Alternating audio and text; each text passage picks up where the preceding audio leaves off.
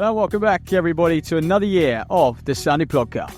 I'm Ollie Lum. And I'm Matt Seddon. Back in 2025 for our 5th season. You can expect more of this. He's claiming that he was ill before the semi-final, whatever. But, you know, I just feel like at that point he was just looking for attention. And some of this. Elio normally say, no human is limited. So I can't limit myself, or I can't just say I can do. As well as event coverage around all the major races on the UK circuit. And if you're a fan of the pod, please give us a rating and review on your preferred podcast streaming service. And if you want to stay up to date with all the latest news, give us a follow on Instagram at Sunday Podcast. As always, thanks for listening. See you next time. And we hope you enjoyed the episode. Hello and welcome back to another episode brought to you by sportshoes.com. As always, Matt and I thought we'd chat about all the races going down at the moment. Obviously, London Diamond League coming up this weekend, and also talk about Moreton Games, Monaco, and a few other races that have gone last weekend as well, as we get into prime British Champs racing season. Here we go, buddy. I mean, it's talk about British Championship racing season. We've got some British matchups. This is probably the biggest meet of the year for, well, obviously for our Brits, but I think for other reasons as well, because there's some naughty little head-to-heads which could play into the favour of athletes come selection. The big one for me is the men's 1500. I mean, because we've got Giles, Gawley, Kerr, Mills and Whiteman all in the same race. Kerr obviously is going to be in the World Championships because of that wildcard spot winning in 2023. So it's Giles, Gawley, Mills and Whiteman. Yeah, it could come down to a bit of a head-to-head because who knows what's going to happen at the British Champs. Is that right, mate? Is that right that we're even considering that as a possibility? And by that I mean, should this race come into it at all? Well, it will come into it, and I think the big one for me is going to be between Mills and Giles, and possibly Gawley as well as on the fringes. Look, I think Whiteman is going to make that team quite comfortably. He ran a 14400 the other night, ran it, and I just think he's just getting better and better and better. And I think he is the fastest over 800 and certainly will be. That was his first 800 in 2 years. And, you know, you can see him. I think in 2022, he was a 143 man over 800, wasn't he? That's when he ran his lifetime best. And that's when he was at his best over 1500 as well. And you can see him getting back down to, you know, if he was in Monaco, or in fact, if he ran in this 800 on the weekend, he'd probably be able to squeeze out a 143. And so, and I'm just not confident that the likes of Kerr, you know, Mills, has Giles got 143 in at the moment. And, you know, I'm not sure these guys are going to be as quick over 2 laps as Whiteman. And if Whiteman's there over 2 laps, he's definitely there over 3 3/4 laps. So I'm starting to think that Whiteman, the way, again, coming off the back of Pre as well, and the way his season's hardly got going, but he's already starting to shape up really well. Starting to think he is going to be my lock for making that team, no questions asked, or at least getting in the top 3. And then I think it will come down to the others. So it's going to come down to Gawley, Giles and Mills. And of course, only 2 of them are going to be able to go out of that 3. Yeah, and it's who actually races 1500 at the Champs as well, because you presume... No, well, that's what I mean. Yeah, you presume Mills is going to focus on the 5, so guarantee his spot by going out and winning the 5. Although I guess the other argument is, does he need to race the 5 because he's the only one with the standard? Yeah, that will happen. He won't have to. There's no way in hell Mills races the 5,000 British Champs. There's zero need for him to do that. You know, he is so far ahead. Like you said, what is he, 20 seconds? Well, Scott beat you around. I think he's the next man, isn't he? Yeah. He's 20 seconds ahead of our next guy. He definitely doesn't. He's proven enough over the 5,000 for me. So he'll get involved in that 1,500. And you're probably right, actually. It probably just come down to top 3 on the day. We'll go. I think it has to, right? If they're all in the race, it has to come down to that. I mean, I don't think I'm saying this obviously 10 days out from British Champs, right? I don't think we're at the stage where we were maybe 4-5 years ago, perhaps, where we were a bit worried about British Champs kind of selections. I don't think, on the whole anyway, this is not to say there's no kind of extreme cases, but I don't think on the whole the selections have been that bad over the past few years. I can't think of any off the top of my head anyway that have been like outrageous. So no, and I think that's because, I mean, the men's 1500 is a funny one. You remember a few years ago we had guys like West running 334, we had people like Copley running 334, Stonia running 332, we had Hayward, we had a lot more guys on the fringes, and actually I feel like that gap, they're gone now. You know, and then we've just got a load of guys running 334 335, just 336, 337.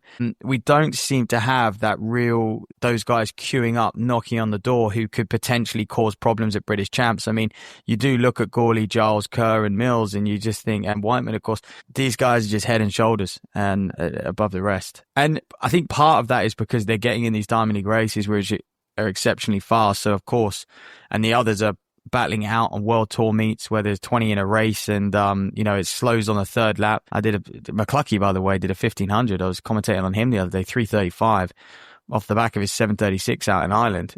He won that. So he's 2 for 2 and he looked very impressive. And that 335, he took it on with 700 to go. And the problem is though, he's never going to get into a 330 race where it rolls along and he can just get on the rail and get dragged to possibly a 333. And so it kind of on paper, it certainly looks like we don't have those guys knocking on the door, which makes life a little bit more straightforward come to championships for the big guns.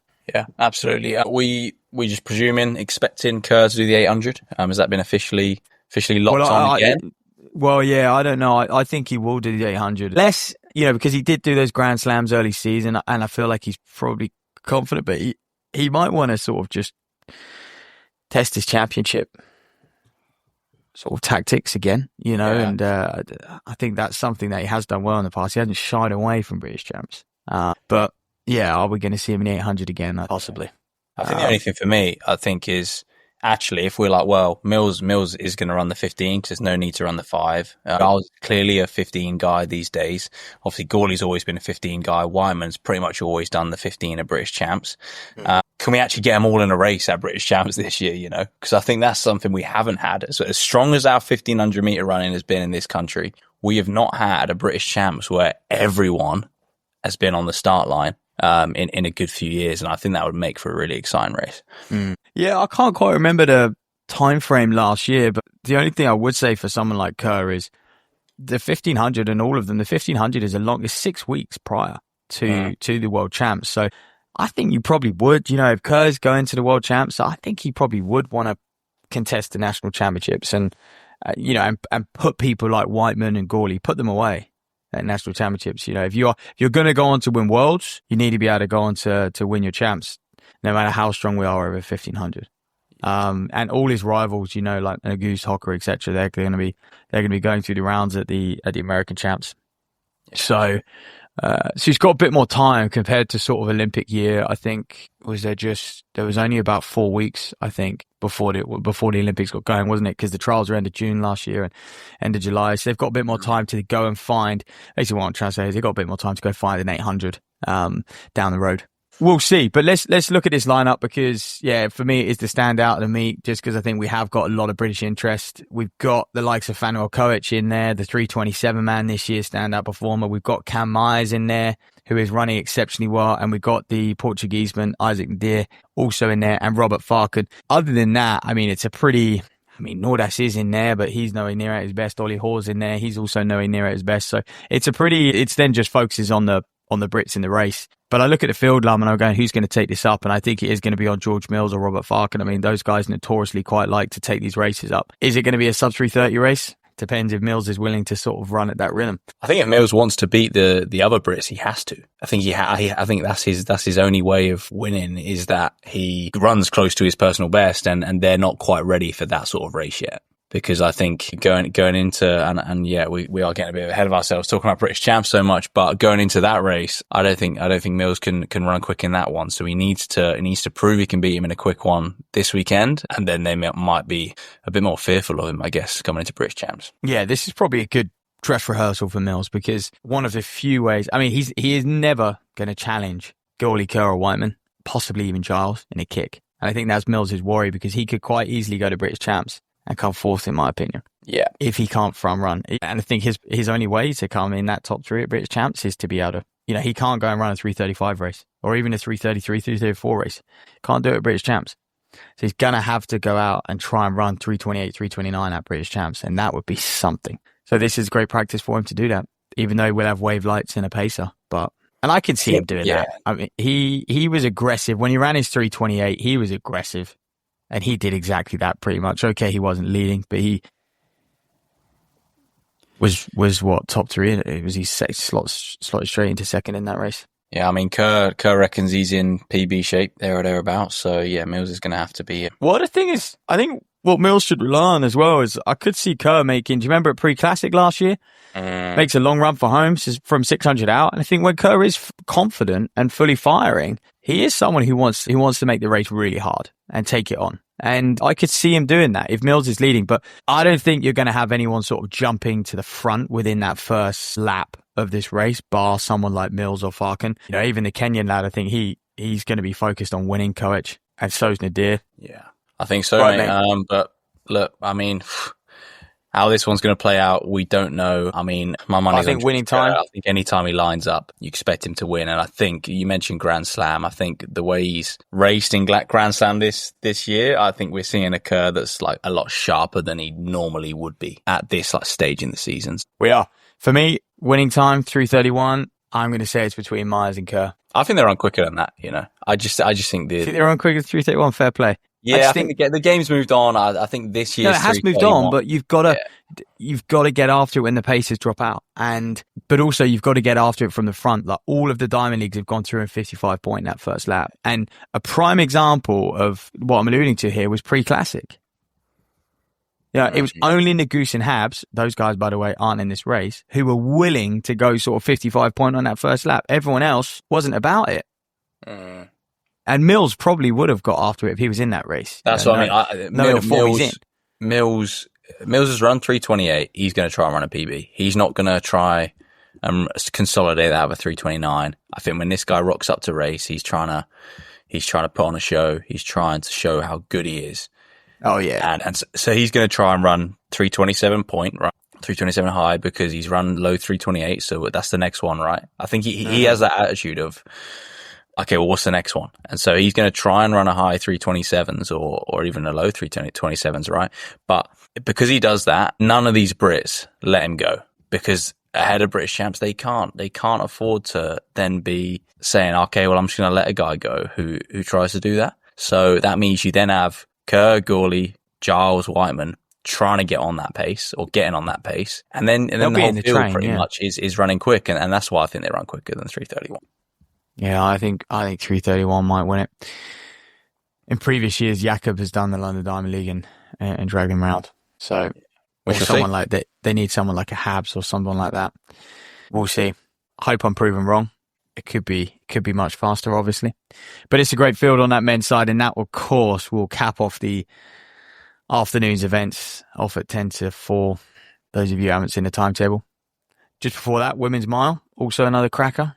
Katie Snowden, Reve Walcott-Nolan, Erin Wallace in there. I mean, they're going to be up against it. Jess Hull and Sarah Healy. And you've got Burke Hylam as well. And Sifan Hassan. What is she going to do? Hassan. So, welcome back, Hassan. Yeah, I mean, this could go, I think we say this with Hassan all the time, this could go one or two ways. But yeah, we shall see how Hassan gets on. I don't think it's going to be like as much of a Hassan show as we've seen in recent years, but yeah, she I'm sure she'll prove me wrong. And I think, yeah, like you say, mate, the ones really is Jess Hull, obviously flying at the moment, and the likes of Sarah Healy that could really be pushing at the front. But Hassan's like undroppable, isn't she? So who knows? Like, and unless they run like ridiculously quick, I'm like, well, you're not going to fully drop her, are they? So we shall see. I think it's a good one for the Brits. I actually think normally we're not that into the mile, really, are we? But I actually don't think it's bad for them racing a mile before they then go kind of head to head the week after, because it's a little bit of the pressure off. Yeah. 2 weeks later, it is Snowden, Walcott-Nolan, and Wallace who are going to have they're the ones who are going to shoot for that 1500.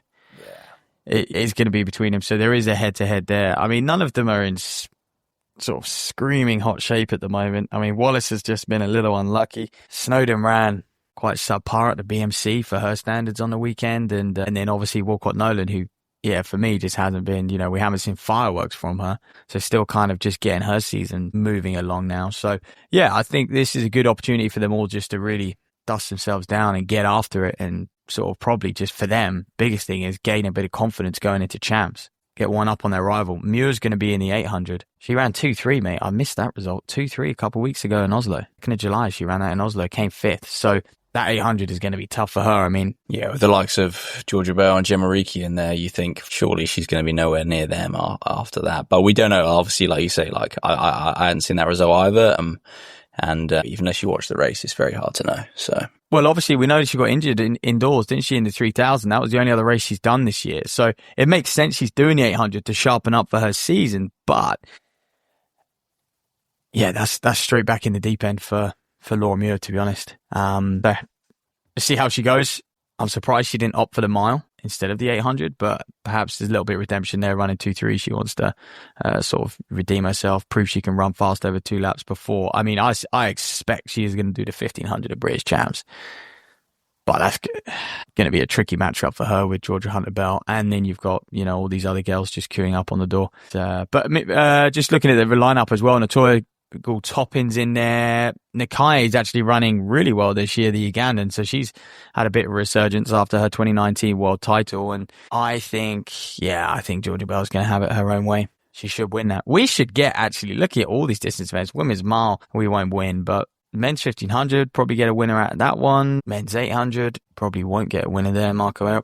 But a women's 800, we should win. So we should win the men's 15 and women's 8. It's not bad little innings. Questions I have about Georgia Bell are like, are we going to see her race the 800 at the Champs? Because every time she lines up in an 8, I think we're like, well, I think she's going to win that one, and she's got a great chance of winning that one. We can't say that about her when she lines up in a 15, and that is not anything against her at all. But if you look at the world stage right now, I think we said this last month maybe, any 800 field you put her in, you're like, well, yeah, I think she's going to win that. I think she's the favourite, or she's going to come second. Whereas I just think with Kipyegon and then of course like Hull and then a few other women that like you get in there on the 1500, it's just a lot more uncertain. Yeah, I think indoors showed that as well. Yeah, with Georgia Hunter-Bell. But big story is Keely's out. Keely's not running the London Diamond League. And yeah, I mean, how many more weeks before she calls the World Champs? She'll leave it as late as possible. But interestingly, Keely is training, unless she's just putting up like old pictures on social media and stuff. But, M11 Track is showing us that Keely's training. Keely is showing us that she's training.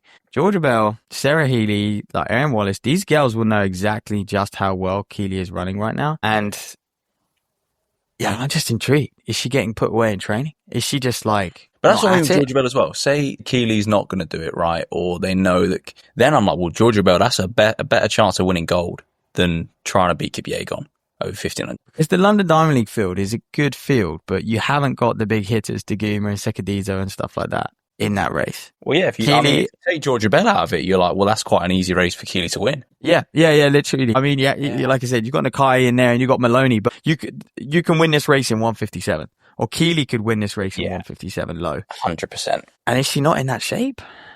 And if she's not in that shape, I mean, how... I think that's what we've been saying, haven't we? We've been saying it's unfortunate for her that there's not a low-key, like a low-key race that she can open back up in. And like you say, this is as good an opportunity as an Olympic champion's going to get. And I think as some of these Diamond Leagues have looked this year over 2 laps, this is one of the softer. Yeah. The Diamond League's over 800. So... But she's not ready yet, and which means, it's not too... Obviously, there's a load more Diamond Leagues to go because the whole Diamond League season is going to be finished before the World Champs. So Keely has got a lot of opportunities to open, but the closer you get to the Champs, I suspect the bigger you're going to get a lot more athletes preparing unless she just takes, for the Champs. She does the 800 at British Champs, right, and uses the heat as her opener. Someone else who we haven't seen this year, mate, is Phoebe Gill. She obviously had a few stress fractures during the winter period. I'm getting a bit worried about that. Will she even run this year? When's she going to open her season? So 2 of our best 800 runners in Hodgkinson and Gill haven't opened yet. And they could have a 4-week season and still perform at the Worlds. That's what Worlds in September will do. So all intriguing stuff. But I think the longer you don't line up, the less confidence you're going to have in yourself, even an Olympic champion. Yeah. So, women's 8, just to recap then, we're going to have, obviously, Georgia Hunter-Bell, Laura Muir and Gemma Ricci will go in that one. Their biggest challengers, Toppin, Kai and Maloney against them. So all sort of 157, 58 performers this year. Women's 5K is a stacked field, huge entries in that one as well. So just over 20 of them. But Megan Keith, by the way, getting back to her best, 8:38 during the week over 3,000. And yeah, for me, that was a great result for her. I mean, PB for her and showing that she's got some good speed over the 3K. And I think she's going to be able to challenge in that sort of shape. She should be able to challenge her lifetime best of 14:43 over 5,000. Yeah, of course. And then other Brits joining her, obviously Ines Fitzgerald again ran well over 3K a few weeks ago now. Callie Thackeray in there as well. Alex Millard back from the US, and Hannah Nuttall as well. So all the major players really in that kind of British Champs 5K, you'd probably say. Obviously Megan Keith, Hannah Nuttall probably leading the charge there. And look, they're up against some tough competition from the rest of the world. You got Bata Kaleti in there, Tanaka's in there from Japan. You got a whole host of East African talent as well from Ethiopia and Kenya. What's good though is, unlike the Diamond Leagues we've seen, this one won't be paced at 14 minutes because there's no Chebet in there, thankfully, or Segai. So you look at like even someone like Medina Issa, who has been sort of the second or third rated athlete this year over 5,000, 14:16, her lifetime best. Someone like her and even Bata Kaleti, like they're probably just going to want this paced at, I don't know for sure, but they're going to want this paced at 14:20. Kaleti ran 14:23, didn't she? At the Diamond Leagues. If it sets off at that, at least, and I think because it's London, we hope that there will be wave lights, perhaps even another pacer for the British women, and basically for the people who want to break 14:50, which is the world standard. You're going to have a bunch of Australians close to that mark as well. Sort of like Rose Davies, Georgia Griffith, those people. That Japanese athlete you were saying, Tanaka, mates. But yeah, it's a big opportunity for Millard, Nuttall, Keith, I think, just to run another, although she did run 14:43 last year, she just wants to get back to her best and show that she can PB or be close to her PB over the 5. And if she goes into the Worlds healthy, that'll be exciting for us because I think she's going to get picked for that 10K. And Callie Thackeray as well. I mean, what can she do? She's having a crazy summer. Can she break 15?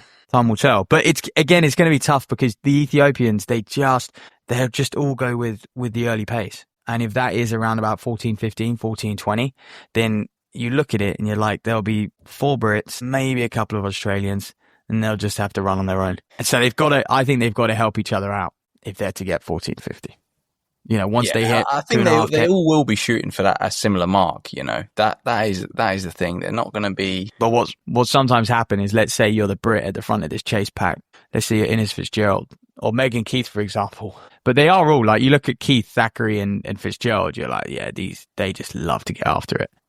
That's it. And then Hannah Nuttall's just like absolutely licking her lips, right? Just sitting on those. She'll be licking her lips, yeah, but she needs to get under the standard. She's in the consideration standard, but she needs to get under the standard. So, yeah, that's the women's 5 off 2:30, and then men's 800, man. And we've got Marco Arup, who ran a strange race in Monaco, didn't he? But, I think that was his first race in about 4 or 5 weeks since those Grand Slams.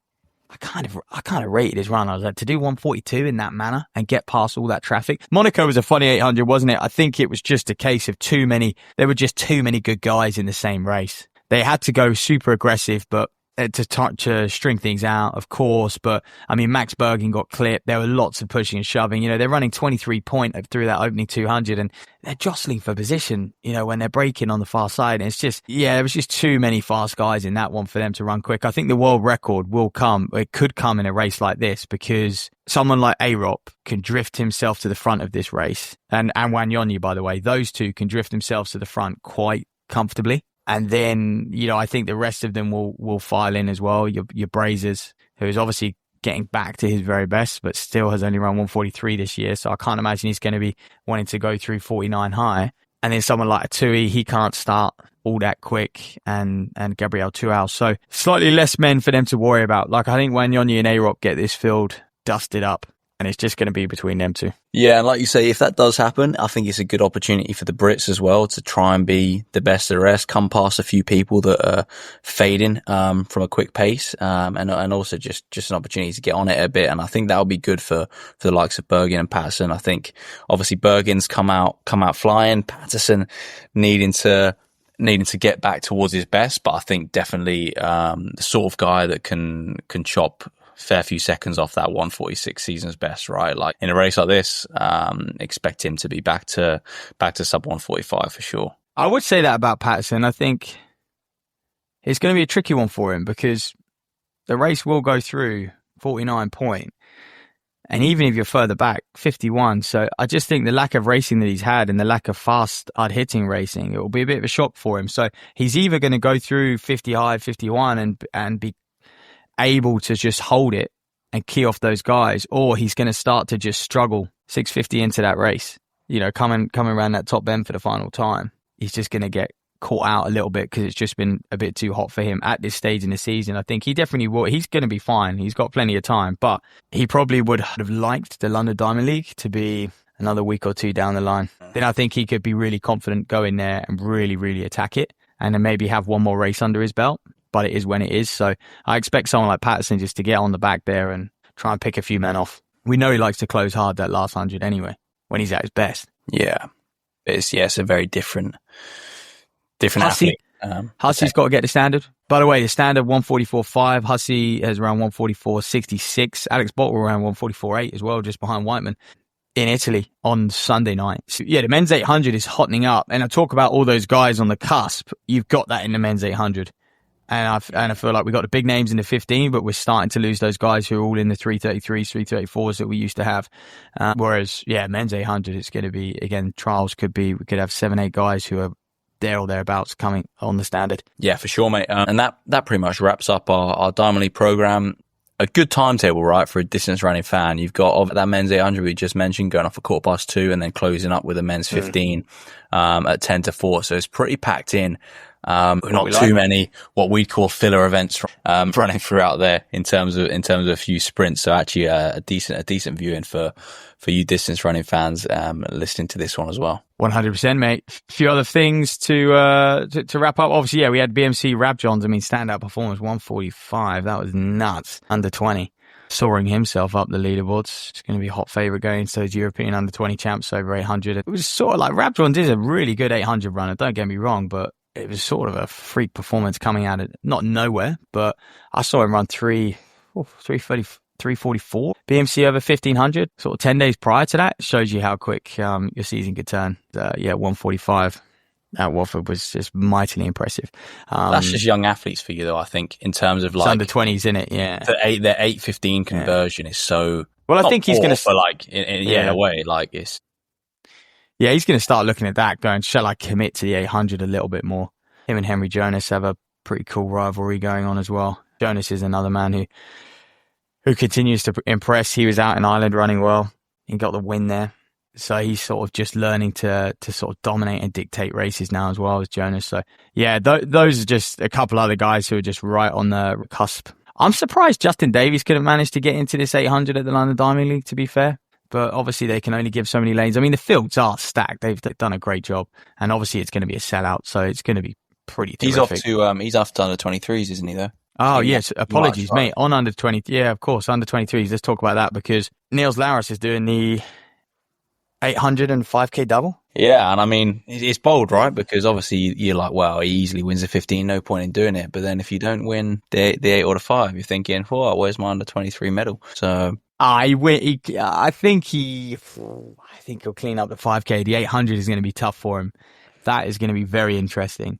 Yeah, he's going to have a good battle against our boys, Jonas and Davies, and even Race. But they're going to go there and want to win and get some scalps.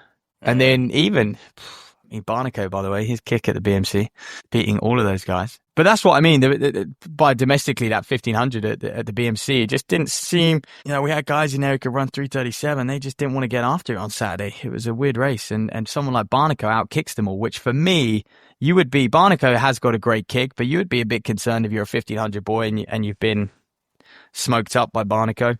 I just think Barnico's going into British champs, never in a race that is like of his level though. I always, apart from the 3K he ran last year, was that London Diamond League? He's always in races that are not beneath him, but in races that are quite. I don't know. But we always say this with Barnico, right? His track PBs don't reflect how good this guy is. No. But over 1500, I mean. What do you reckon? 36 at his absolute limit, maybe? Yeah, I mean the guy ran 340 back in 2023. You're like, how much of a better athlete is he than he was in 2023? And I don't care whether he's a 5K runner, cross country runner, whatever you want to call him, right? He's got to be a lot quicker.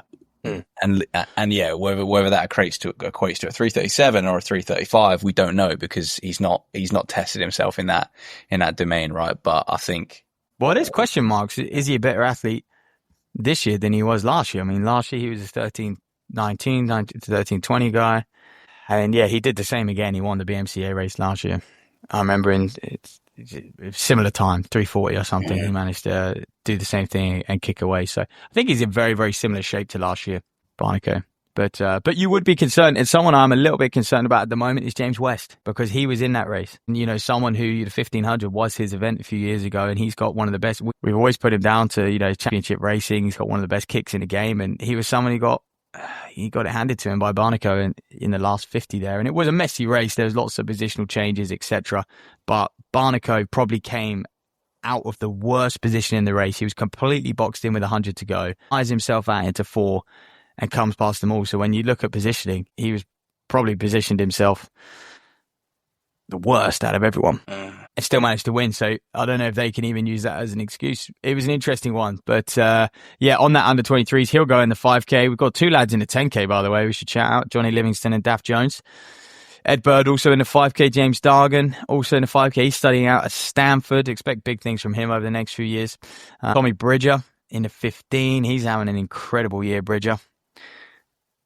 I want to see him do another chase. I know him and Mark Vahl playing the patient game. Rinsed to 15 this year. Brian Martin also in the 15. And then you got Jonas Davies in race. On the women's side, Emily Parker, who's in the shout, got a good shout of a medal. I mean, her 9:47, she'll improve on that. I think she might even go 9:30 something at Europeans. And then we've got 2 women in the 10, Jasmine Trott, Jasmine Woods, Mina Scatchart and Ava Lloyd in the 15.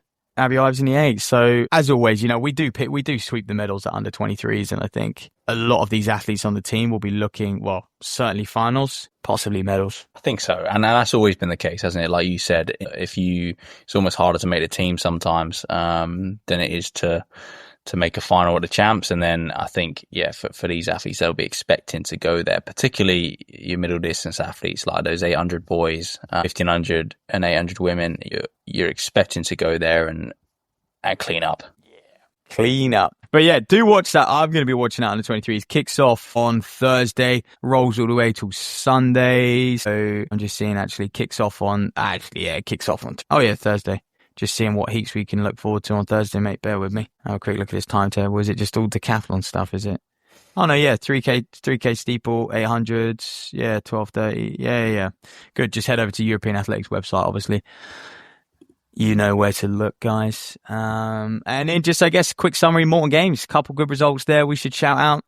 Phil Sessman, 13:29 PB. That was impressive from the marathon man. We know he's going to be eyeing a fast marathon, so he's in shape over the 5. George Wheeler, shout out to him. The man on the graphics, 13:37 for a PB. Where's he pulled that from, hey? Jesus. I know, he's well, that's why he's not been doing any Instagram posts. He's been training. And so I think... Yeah. Jesus, we'll let him off. Yeah, absolutely. But yeah, well done to George. Obviously his brother Charlie, 12th place in 3:56 over in the mile. So yeah, that's not bad mile race as well. So and George, yeah, the George Wheeler, by the way, some nice results. Yeah, George Wheeler, by the way, scalping Stewie McSwain. The Australians, poor Stewie, man, he is just struggling. Sad to see, but yeah, Wheeler taking scalps over there. I think Stewie was 1 place behind him. Tamir was 11th, I think. Or was that actually? Maybe that was in the mile. Maybe Charlie beat Stewie in the mile. I can't remember. One of them beat Stewie. I was like, good scalp. Maybe it was in Cork City. Yeah, Tamir. Yeah, sorry. Yeah, Tamir 13:42. So yeah, Stewie definitely got beat by a Wheeler though. Just can't remember what race. But yeah, the Morton Games was another cracking show. Credit to those guys, always putting on a great meet. Atmosphere looked electric there, as per. We'll have to get ourselves over there one year. Yeah, absolutely, mate. And obviously, Koskinen wins that mile in 3:51, stadium record. Pretty good. And yeah, 13 sub-4s in the men's Morton mile, which is standard.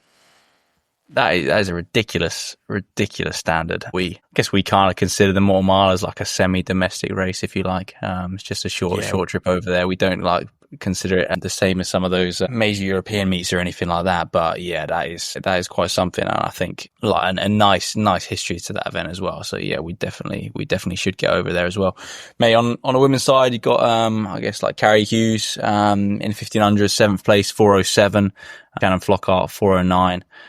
Kind of racing out there, and then Grace Van Zagnew 2:02 in the 800, and Hannah Seagrave 2:04 the 800 as well. So yeah, good to see Brits representing in Moreton as always. Yeah, and then I guess we'll be back with another episode on the weekend post the Diamond League, and we've got some exciting guests lined up for you next couple of weeks as well, so just bear with us, be patient there. Obviously, we're going into British Champs, but, you know, just to say with the qualifying marks, there is time because British Champs obviously being early August, but the window doesn't close until back end of August. So there's a couple weeks post Champs where people can go get their times, which is going to make that team selection even more interesting because it will be a bit of a delay to it unless you've got a time and you finish in those auto spots. So a lot can change. Otherwise, that's all from us this week, I think, isn't it, mate? There is more meets this week as well. We've got loads of races on Wednesday, Thursday, and there is, you know, meets all around Europe on the weekend. It's not just about the London Diamond League, so I expect some Brits to be in those as well. I know McClucky's competing again on Wednesday.